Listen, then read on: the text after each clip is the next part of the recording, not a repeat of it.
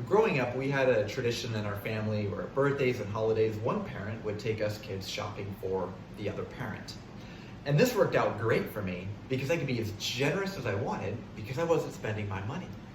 Now, think about how foolish this would be. Imagine one parent gives me money to go shop and I don't want to spend it. I want to pocket it.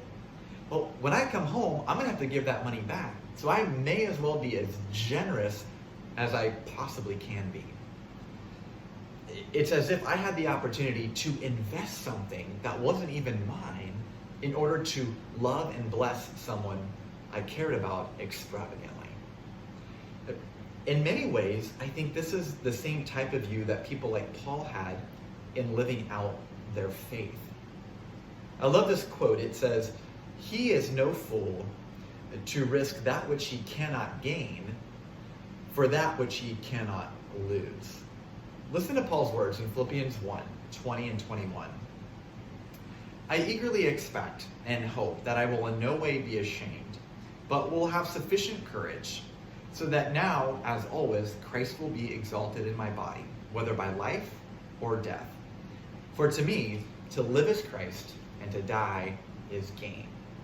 And I think Paul lived in a way that conveyed, I am willing to risk that which I'm going to lose anyway for that which I cannot lose. Right? This concept in any other aspect of life would be a no-brainer.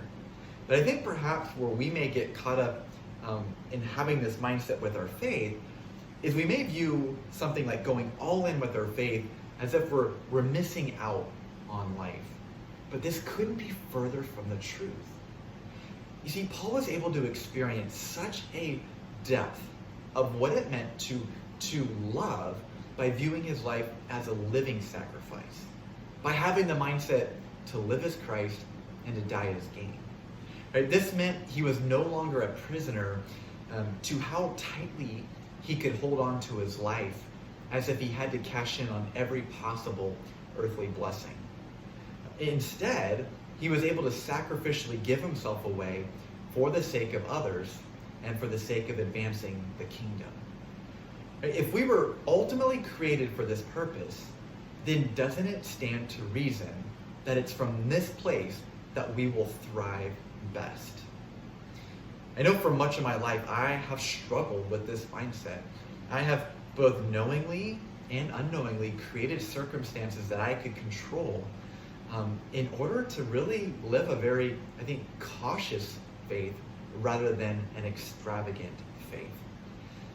I think one aspect of our faith that early Christians, I think, grasped and internalized a lot more than we do is this idea of the assurance of what was waiting for them when they left this world. There have been countless people throughout the centuries who have been able to really be free to love in such a sacrificial way and so extravagantly because of the assurance they had of this life to come. And so let's join them by going all in living out our faith. Remember, he is no fool to risk that which he cannot gain for that which he cannot lose. I want to leave you with this question. Which area of your life do you need to view as an investment rather than holding on to tightly?